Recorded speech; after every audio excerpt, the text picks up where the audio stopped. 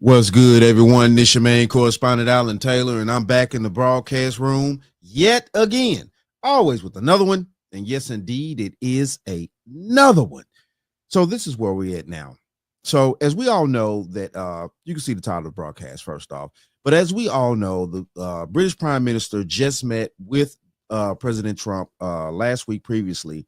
Of course, they had their talks and things like that. And with that particular situation, it wasn't super televised, but with Zelensky, it was kind of a different story. But the thing of this is British Prime Minister made an announcement recently here. I think it was just yesterday, things like that, that they are going to be financially backing Zelensky. So we're going to dive off into this. We're going to see what's going on. We're going to see what Britain is thinking, and also tangible to, what America's may or may not be on board with. So let's go here now. Let's dive off into this. Quarters, nickels, and dimes, people. Outside 10 Downing Street in London Saturday, Ukrainian President Vladimir Zelensky was greeted with an embrace from Prime Minister Keir Starmer and a promise of full support. You have full backing across the United Kingdom, and we stand with you, with Ukraine, for as long as it may take. Starmer, Zelensky, and other European leaders will hold a summit Sunday, where the central question now is how to heal Ukraine's relationship with its most important ally, the United States. You're not in a good position. You don't have the cards right now. With us, you start having cards. Right now, you don't. You're playing cards. You're playing cards. You're gambling with the lives of millions of people. You're gambling with World War III. After the Oval Office clash with President Trump and Vice President J.D. Vance, Zelensky was told to leave the White House, and the signing of a planned multi-billion-dollar deal for Ukraine's minerals was canceled, which was intended to pave the way for ceasefire talks with Russia. He's got to say, I want to make peace. He doesn't have to stand there and say about Putin this, Putin that, all negative things. Many Republican leaders have praised Trump after the confrontation, but near the White House Saturday, protesters promised to stand with Ukraine. They have no reason to believe Russia. So, see, my problem is you got all these American people standing out here talking about backing Zelensky. Listen, look, bag your home, bag your homeland. And I don't understand how we got to this point right here, to where we're living in a country to where we can have our own citizens that eat, sleep, and shit over here every day, have jobs over here, things like that. I guarantee this woman probably drawing Social Security and things like this. I mean, come on, people. Come on. Now, this is a war that was going on under the Biden administration that they should have handled then. Now y'all in an uproar. Where's all this protesting for the war when Biden had this thing going on? I'm here to support them any way I can. A $3.8 billion U.S. shipment of military equipment was already promised to Ukraine. It's now not clear if Trump will approve its delivery. Bradley Blackburn, CBS News, New York. Okay, so and that's up in the air as well about the equipment, and I get it, because what I'm saying, that whole situation right there. Zelensky was supposed to come in there, sign the deal. They were supposed to sit down, eat, whatever, and Zelensky was supposed to go home. You're not supposed to be sitting around here talking out the side of your neck. So, okay, we're going to keep going, and we're going to see what the Prime Minister has to say about this situation, the Prime Minister of Britain, and then we're going to also see what the citizens of Ukraine had to say about the situation in the Oval Office. Let's go here now. Afternoon. The first priority of this government, of any government, is the security and safety of the British people, to defend the national interest, particularly in these volatile times. That's why last week I announced the biggest sustained increase in defense spending since the Cold War. That's also why I met President Trump last week, to strengthen our relationship with America, an indispensable partners in defense and security. And it's why this weekend I've been hosting European leaders here in London to work together for the security of the United Kingdom, Ukraine, and Europe as a whole. Through my discussions over recent days, we've agreed that the UK, France, and others will work with Ukraine on a plan to stop the fighting. Then we'll discuss that plan with the United States and take it forward together. The purpose of today's meeting was to unite our partners around this effort, to strengthen Ukraine, and to support a just and enduring peace for the good of all of us. Our starting point must be to put Ukraine in the strongest possible position now, so that they can negotiate from a position of strength.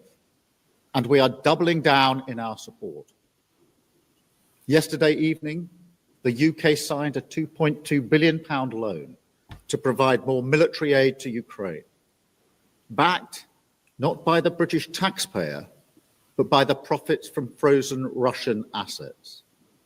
Wow. So they have frozen Russian assets that they can pull the money from for Ukraine to fight Russia. So what the French toast is there to think about? What is that? Okay. So apparently Biden gave them over 300 and something billion in the administration there. He's pulling out two something. Hold on here. Hold on. Where is it? He's pulling out 2 billion, 2.2 billion in UK dollars. And I get, of course, that's in pounds, but, to, fund the situation. So why didn't they do that under the Biden administration? Now they're pulling out the 2.2.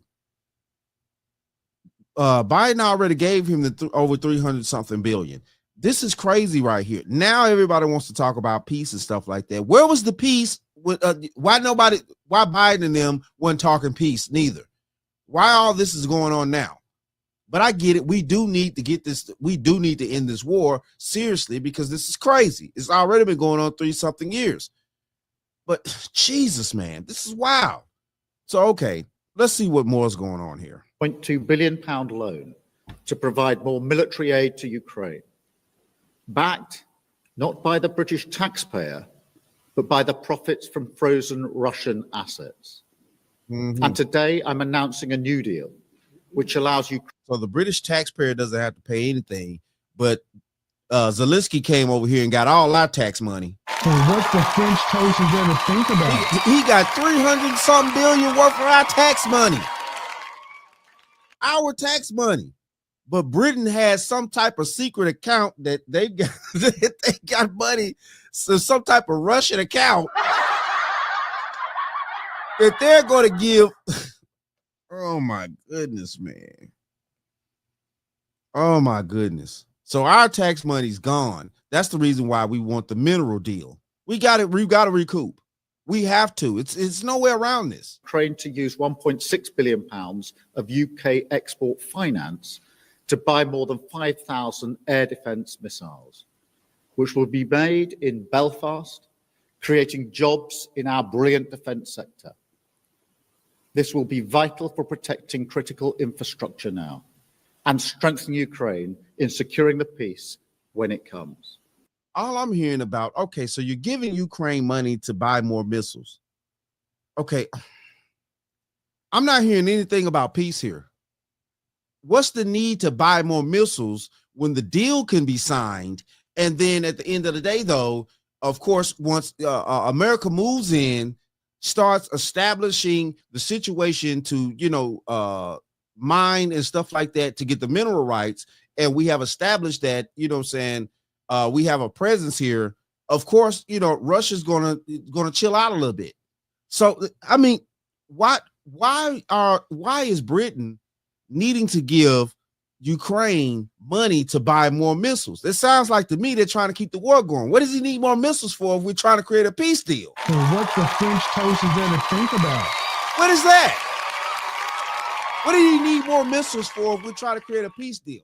If we try to create a peace deal, that means there's no more missiles that need to be fired. So what did he?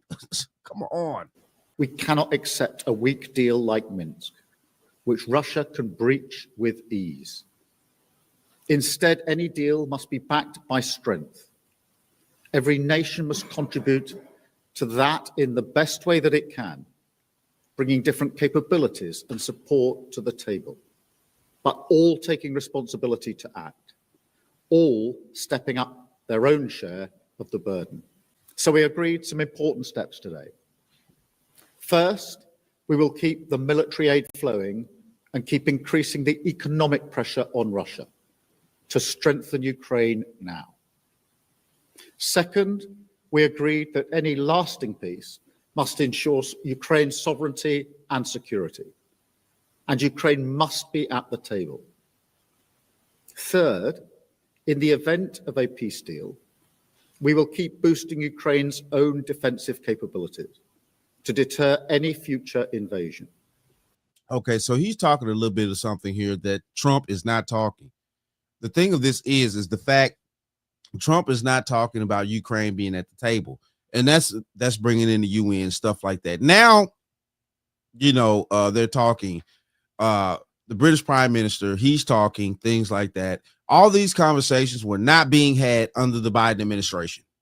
None of these conversations about peace, stuff like that. I don't understand why Ukraine needs more missiles when the deal was on the table that actually would give Ukraine the security that it needs and wants and things like that. Also, to be able to, mine for the minerals and things like that will also help Ukraine too as well. That will also help Ukraine. And then by us having set presence in Ukraine, it will also allow for, the protection and also allow American citizens to flow in and out with technology, things like that. I don't know. It sounds like to me, they want to keep, Ukraine to buy more missiles. Why? We're trying to end the war. That seems like we're trying to keep things ramping up. If he wants to buy more missiles, to do what with? Fourth, we will go further to develop a coalition of the willing to defend a deal in Ukraine and to guarantee the peace. Not every nation will feel able to contribute, but that can't mean that we sit back. Instead, those willing will intensify planning now with real urgency. The UK is prepared to back this with boots on the ground and planes in the air, together with others. Europe must do the heavy lifting. But to support peace in our continent and to succeed, this effort must have strong US backing. We're working with the US on this point after my meeting with President Trump last week. And let me be clear, we agree with the president on the urgent need for a durable peace. Right. Now we need to deliver together. Finally, we agreed that leaders will meet again very soon to keep the pace behind these actions and to keep working towards this shared plan. We are at a crossroads in history today. This is not a moment for more talk. It's time to act, time to step up and lead, and to unite around a new plan for a just and enduring peace. So, okay, we're hearing peace. We're hearing peace, but money to buy missiles and things like that. The British Prime Minister just said that they're going to be able to, planes in the air stuff. Okay, if we're talking peace, why do we need planes in the air? If we're talking peace, why do we need Zelensky to have more missiles? I'm not understanding these facts, but it is what it is at that point. Get down in the comments. Let me know what you think. So, all right, we're about to keep this thing going because we're about to hear what the citizens of Ukraine had to say about the situation in the Oval Office. Let's go here now. Far from the White House and on Ukraine's front lines, Vladimir Putin's invasion rages on. In the eastern city of Kharkiv, several buildings, including this residential block, were targeted in a massive drone attack. As rescue workers cleared the debris, they also evacuated a nearby damaged medical center. The sick and wounded were carefully pulled from their hospital beds and taken to safety. For the past week, Russia has launched a record number of drone attacks across Ukraine, which appear to be a sharp escalation in the violence. But the shouting match at the Oval Office is still dominating Ukrainian news channels. Don't tell us what we're going to feel. Snap online polls found most people across Ukraine supported President Volodymyr Zelensky for, in their words, standing up to two of the world's most powerful men. Trump's administration was so arrogant. They are so rude. They don't respect people of Ukraine, and they even don't hide it. Looks like they support Russia. It's a sentiment shared by Ukrainian civil society activist Daria Kaluniak. President Zelensky at that moment presented entire Ukraine and all Ukrainians. We want peace. What do you think Vladimir Putin is feeling in this moment? I think he's extremely happy. I think he's now just celebrating. And Russian officials really are reacting with glee to the shouting match at the White House, with a Kremlin spokeswoman accusing President Zelensky of being disrespectful and that his visit was, quote, a complete diplomatic and political failure. Imtiaz Taib, CBS News, Kyiv. And it was. Come on, What people. the French toast is there to think about? Come on, people.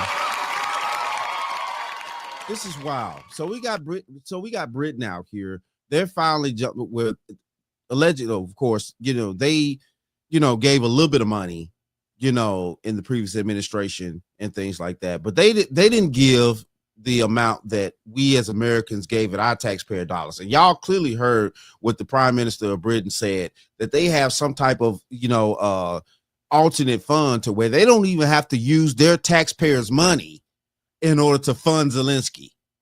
But we're using our taxpayer money to fund Zelensky. You have to think this through. And this makes no sense. And then, the Prime Minister over there is talking about, like 1 point something going to, buy more missiles, and Britain's willing to have planes in the air, stuff like why, if we're trying to create a peace deal, if we want peace, what are planes in the air for? Why does he need more missiles if we're trying to create peace?